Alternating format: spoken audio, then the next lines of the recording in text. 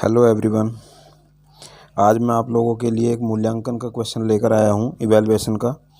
बहुत सारे व्यूअर और विद्यार्थी कह रहे थे कि सर एक बार मूल्यांकन का क्वेश्चन करा दो, तो मैं वो आप लोगों के लिए लेकर आया हूं।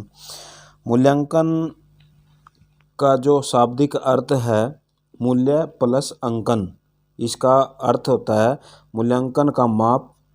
साधारण शब्दों में मूल्यांकन शब्द का प्रयोग किसी वस्तु, क्रिया, व्यक्ति या व्यक्तियों की उपलब्धियों के महत्व, स्थान या स्थिति को स्पष्ट करने की प्रक्रिया के लिए किया जाता है।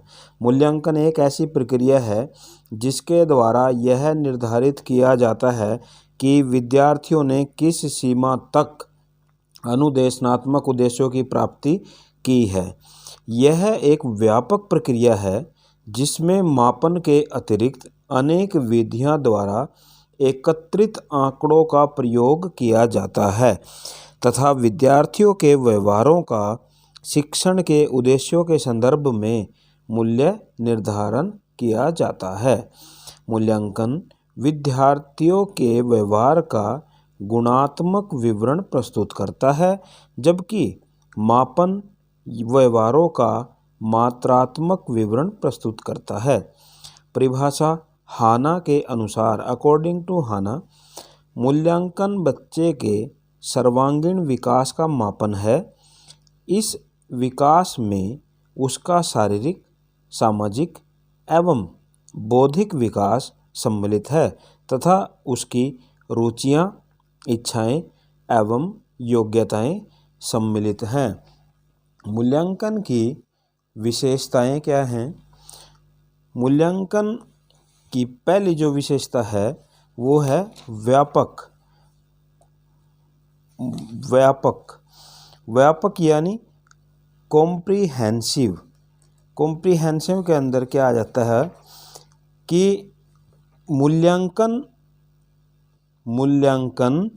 मापन एवं आकलन की अपेक्षा अधिक व्यापक और गहन है। यानी मूल्यांकन एक तो होता है मेजरमेंट, एक होता है इवैल्यूएशन। इवैल्यूएशन यानी मूल्यांकन व्यापक है और जो मेजरमेंट है वो मतलब व्यापक नहीं है। दूसरा आ जाता है निरंतरता, कॉन्टिन्यूअस। कॉन्टिन्यूअस के अंदर क्या आता है कि यह एक गतिशील प्रक्रिया है जो शिक्षार्थी की उन्नति के विषय में बोध प्राप्त करने के लिए सभी प्रयासों को प्रकट करता है। उसके बाद थर्ड पॉइंट आ जाता है गुणात्मक एवं मात्रात्मक। मूल्यांकन शिक्षण अधिगम प्रक्रिया के अंदर गुणात्मक और मात्रात्मक विवरण प्रदान करता है या आंकड़े प्रस्तुत करता है। नेक्स्ट आ जाता है व्यवहार प्रधान, बिहेवियर ओरिएंटेड। जो मूल्यांकन है यह विद्यार्थी के व्यवहार के सभी पक्ष हैं उनको उजागर करता है, यानी उसके व्यवहार से संबंधित है। उसके बाद नेक्स्ट आ जाता है अधिगम प्रधान। अधिगम प्रधान लर्निंग ओरिएंटेड। यह शिक्षण की अपेक्षा अधिगम को अधिक महत्व देता है। मूल्यांकन अधिगम को अधिक महत्व देता है। उसके बाद नेक्स्ट आ जाता है लचीलापन। मूल्यांकन ऐसी प्रक्रिया है जो लचीलापन लिए रखती है। यह विभिन्न प्रकार के जो भी माध्यम है या तकनीक है उनके प्रयोग के लिए या उनके जो विशाल क्षेत्र है उसके लिए लचीलापन रखता है। यानी कभी भी इसके अंदर कुछ चेंज अगर करना हो तो उसको चेंज आसानी से किया जा सकता है। उसके बाद आ जाता है परीक्षा से अलग, डिफरेंट फ्रॉम एग्जाम्स। यह परीक्षा से पृथक, अलग है, भिन्न है। परीक्षा शैक्षिक विषयों के लिए प्रयोग की जाती है, जबकि मूल्यांकन विद्यार्थी के व्यवहार से संबंधित है। ठीक है। उसके बाद सहयोगी, कोऑपरेटिव। मूल्यांकन एक सहयोगी प्रक्रिया है जो विद्यार्थी, शिक्षक और अभिभावक तीनों मिलकर उसमें भाग लेते हैं। ठीक है। लक्ष्य की प्राप्ति का माध्यम। मूल्यांकन एक लक्ष्य की प्राप्ति के लिए एक साधन है का अंतिम नहीं है। ठीक है। साधन है, अंतिम नहीं है। संपूर्ण अस्तित्व से संबंधित। मूल्यांकन विद्यार्थी के संपूर्ण अस्तित्व से संबंधित होता है, फिर चाहे वो भाव हो, चाहे वो नैतिकता हो, चाहे वो उसका सामाजिक, सांस्कृतिक या शैक्षिक जो भी पक्ष हो। शिक्षा प्रणाली में सुधार। जो मूल्यांकन है वो शैक्षिक उद्देश्यों और अधिगम अनुभवों की प्रभावशीलता का निर्णय करता है। इस प्रकार यह संपूर्ण शिक्षा प्रणाली के अंदर सुधार ला सकता है। तो बच्चों ये था आपका मूल्यांकन की विशेषताएं। अब आ जाता है मूल्यांकन के प्रकार क्या हैं। मूल्यांकन के प्रकार, पहला पॉइंट आ जाता है सतत निरंतर मूल्यांकन, कॉन्टिन्यूअस कॉम्प्रिहेंसिव इवैल्यूएशन। निरंतर व्यापक मूल्यांकन सबसे अधिक प्रभावशाली और प्रचलित मूल्यांकन पद्धति है। जैसा इसके नाम से स्पष्ट है, यह मूल्यांकन कार्यक्रम निरंतर होने के साथ व्यापक भी है। इसे पूरे स्तर में पूरे समय प्रयोग किया जाता है। यह शिक्षण अधिगम प्रक्रिया के हर पक्ष को प्रभावित करता है। कोई भी मूल्यांकन पद्धति तभी सही परिणाम देगी जब निरंतरता और व्यापकता उसके अंदर हो। सेकंड पॉइंट आ जाता है निदानात्मक या डायग्नोस्टिक इवैल्यूएशन। सामान्य रूप से निदानात्मक मूल्यांकन किसी समस्या को परिभाषित करने, उसका समाधान खोजने, उससे संबंधित अनिवार्य कदम उठाने के उद्देश्य से करता है। निदानात्मक मूल्यांकन लिखित पत्र बनाने की प्रक्रिया को शामिल करता है, जो शोधकर्ता या मूल्यांकनकर्ता को समस्या की परिभाषा देने के योग्य बनाता है। निदानात्मक मूल्यांकन का प्रयोग विभिन्न विषयों में किया जाता है। स्वास्थ्य के क्षेत्र में चिकित्सकों को रोगी की आंतरिक या बाह्य स्थिति के सावधानीपूर्वक जो विश्लेषण होता है उसके लिए। शैक्षिक क्षेत्र के अंदर जो भी उसके मापनीय शब्द हैं, कौशल है, दृष्टिकोण है, विश्वास है, जानकारी, ठीक है, तो ये निदानात्मक मूल्यांकन हो गया। उसके बाद आ जाता है रचनात्मक मूल्यांकन, फॉर्मेटिव इवैल्यूएशन। यह पद्धति शिक्षण अधिगम प्रक्रिया के दौरान चलती रहती है। यह तब किया जाता है जब उपविषय की अनुदेशनात्मक सामग्री का कुछ अंश पूरा हो जाता है। इस तरह इसमें विद्यार्थी अपने अधिगम की जो प्रगति है उसके बारे में अगर जानना चाहते हैं तो इसमें उसमें पता चल जाता है। उसके बाद आ जाता है संकलनात्मक मूल्यांकन, समेटिव इवैल्यूएशन। संकलन इसमें क्या है कि रचनात्मक मूल्यांकन जहां शिक्षण की प्रक्रिया के दौरान किसी विशेष पाठ या यूनिट को पूरा होने के लिए किया जाता है, वहीं यह मूल्यांकन किसी अनुदेशनात्मक यूनिट, अवधि या सत्र पूरा होने पर किया जाता है। ये क्या कहता है कि किसी पाठ को या यूनिट को पूरा होने के लिए रचनात्मक, और जब वो पूरा स्तर हो जाता है तो फिर समेटिव इवैल्यूएशन आ जाता है। अब उसके बाद आ जाता है कि जो मूल्यांकन है उसकी जो आवश्यकता और महत्व पर बल दें। तो मूल्यांकन की जो आवश्यकता है, महत्व है, उसके ऊपर क्या बल दिया गया है? क्रमबद्ध प्रक्रिया।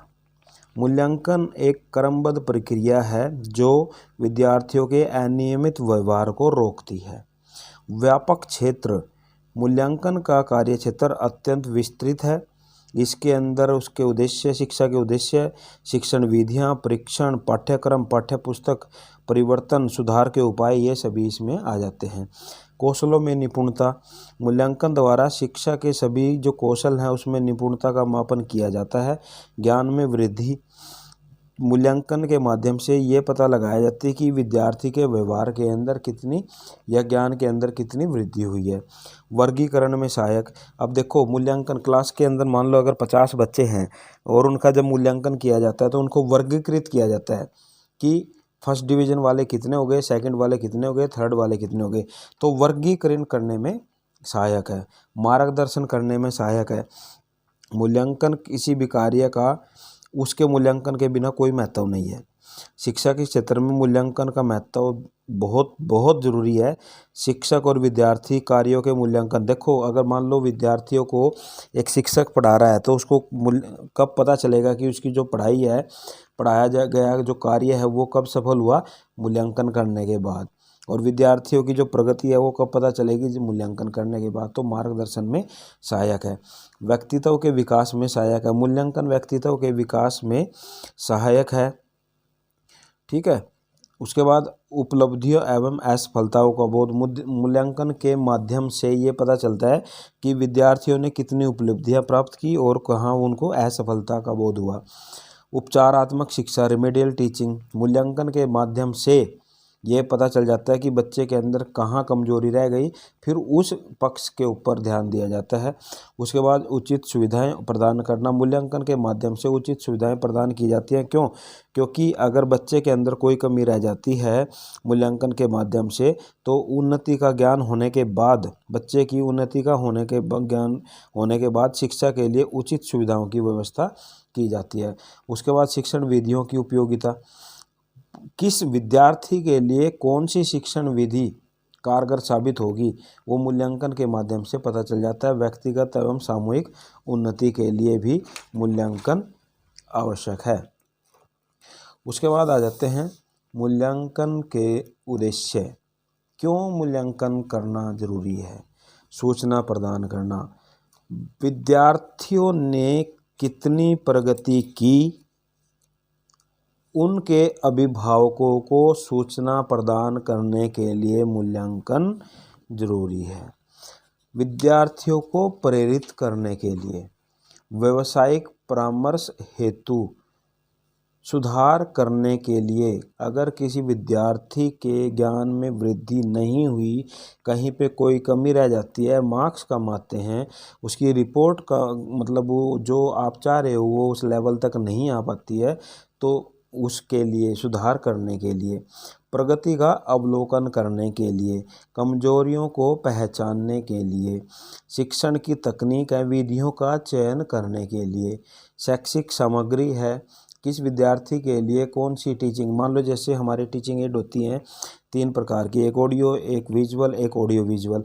अब कौन सा विद्यार्थी कौन सी टीचिंग एड से पढ़ना चाह रहा है, कौन सी टीचिंग एड के माध्यम से आप उसको अपना जो कंसेप्ट है उसको ज़्यादा अच्छे तरीके से क्लियर करा पा रहे हो, तो वो शैक्षिक सामग्री के अंदर आ जाता है। शिक्षा प्रणाली का मापन। अध्ययन आदतों का, अगर विद्यार्थियों के अंदर उद्देश्य, ये भी उद्देश्य है ना कि अध्ययन आदतों का विकास करना, प्रतिपुष्टि फीडबैक देना और प्रशासनिक निर्णय लेने में सहायक। उसके बाद आ जाता है मूल्यांकन के सिद्धांत, प्रिंसिपल्स। पहला आ जाता है व्यापकता का सिद्धांत, प्रिंसिपल ऑफ कॉम्प्रिहेंसिवनेस। इस सिद्धांत के अंदर क्या होता है? मूल्यांकन शैक्षिक उद्देश्यों के सभी सिद्धांतों के अंतर्गत होना चाहिए। यह छात्रों के सर्वांगीण विकास पर बल देता है। व्यापकता, बौद्धिक, सामाजिक, मानसिक, शारीरिक, हर प्रकार के मतलब उसके पक्ष को के ऊपर बल देता है। उसके बाद छात्र केंद्रितता का सिद्धांत, प्रिंसिपल ऑफ चाइल्ड सेंटर्डनेस। इस सिद्धांत के अनुसार मूल्यांकन प्रक्रिया न तो अध्यापक केंद्रित होनी चाहिए और न ही पाठ्य केंद्रित होनी चाहिए, वो होनी चाहिए छात्र केंद्रित। मूल्यांकन के सभी प्रोग्राम छात्रों की आवश्यकताओं के अनुसार किए जाने चाहिए। ठीक है। उसके बाद आ जाता है लचीलेपन का सिद्धांत, प्रिंसिपल ऑफ फ्लेक्सिबिलिटी। यह सिद्धांत कहता है कि मूल्यांकन कार्यक्रम लचीला होना चाहिए। यह इस प्रकार बनाया जाना चाहिए जैसे भी स्थिति या परिस्थिति हो। उसके बाद विभिन्नता का सिद्धांत, प्रिंसिपल ऑफ वैरायटी। मूल्यांकन प्रक्रिया में सभी उपकरण व तकनीक एक जैसी नहीं होनी चाहिए, इसमें विभिन्नता होनी चाहिए। उपयोगिता का सिद्धांत, प्रिंसिपल ऑफ यूटिलिटी। मूल्यांकन प्रक्रिया इस प्रकार की जानी चाहिए कि इसका व्यवहारिक प्रयोग हो। उपयोगिता का सिद्धांत, यूटिलिटी। ठीक है। उसके बाद आ गया निरंतरता का सिद्धांत, प्रिंसिपल ऑफ कॉन्टिन्यूटी। यह सिद्धांत कहता है कि मूल्यांकन प्रक्रिया निरंतर होनी चाहिए, बीच में सेशन के बीच में टूटनी नहीं चाहिए। ठीक है। उसके बाद नेक्स्ट पॉइंट आ जाता है क्रमबद्धता का सिद्धांत, principle of proper sequence. Principle of proper sequence. मूल्यांकन प्रक्रिया का क्रमबद्ध होना अति आवश्यक है, क्योंकि एक स्तर के दौरान विषय सामग्री को एक निश्चित आकार के रूप में क्रमबद्ध कर दिया जाता है। यह क्रमबद्धता में थोड़ा बदलाव हो जाए तो मूल्यांकन प्रक्रिया प्रभावित होगी। सुझाव देने का सिद्धांत, प्रिंसिपल ऑफ प्रोवाइडिंग सजेशंस। मूल्यांकन आज की आधुनिक शिक्षा प्रणाली का मुख्य आधार है। शिक्षा के मजबूत और कमज़ोर विषयों की जानकारी होती है और इस मूल्यांकन आज की आधुनिक प्रणाली में अच्छे सुझाव या मजबूत स्थायित्व प्रदान करता है।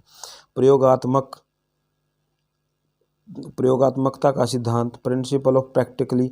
इस सिद्धांत के द्वारा यह जाना जाता है कि मूल्यांकन प्रयोग के आधार पर होना चाहिए। यदि कोई विद्यालय अच्छे परिणाम के लिए प्रयोगात्मक विधि का प्रयोग नहीं करता तो मूल्यांकन प्रक्रिया को पूर्णता प्रदान नहीं कर सकता। और लास्ट में आ जाता है विश्लेषण का सिद्धांत। विश्लेषण का सिद्धांत, प्रिंसिपल ऑफ एनालिसिस। शोधकर्ता आरंभ में आंकड़े इकट्ठा करता है परंतु वे अपने आप में पूर्ण नहीं होते, पहले उन्हें संगठित किया जाता है, तत्पश्चात उसका विश्लेषण किया जाता है। उसके बाद आ जाती है तकनीक, टेक्निक्स, किसके माध्यम से हम मूल्यांकन कर सकते हैं।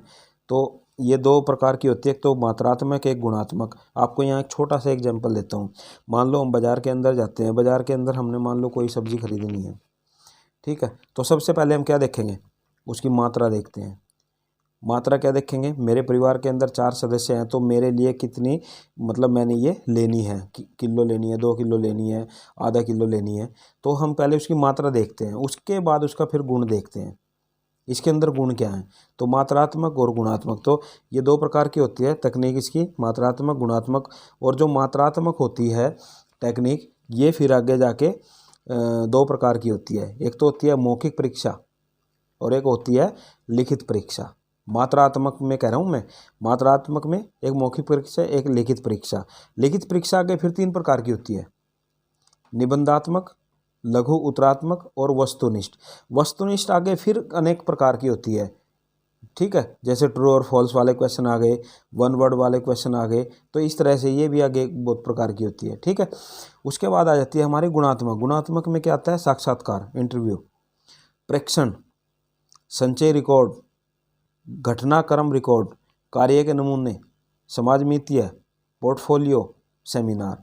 इनके लिए मैं अलग से आपको वीडियो बनाऊंगा, ठीक। यहाँ तक अगर आपकी समझ में आया होगा तो वीडियो को लाइक कर देना, वीडियो को शेयर कर देना, और चैनल को अगर सब्सक्राइब नहीं किया है तो चैनल को सब्सक्राइब कर देना। Okay, thank you.